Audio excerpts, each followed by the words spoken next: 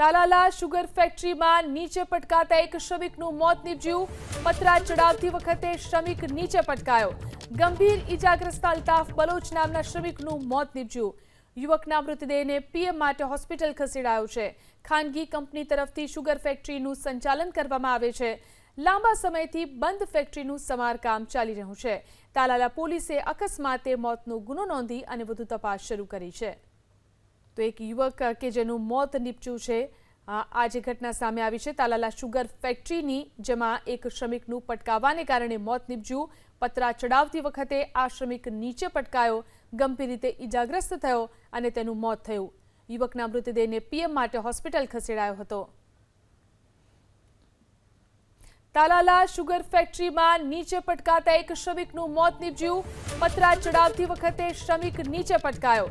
ગંભીર ઈજાગ્રસ્ત અલ્તાફ બલોચ નામના શ્રમિકનું મોત નીપજ્યું.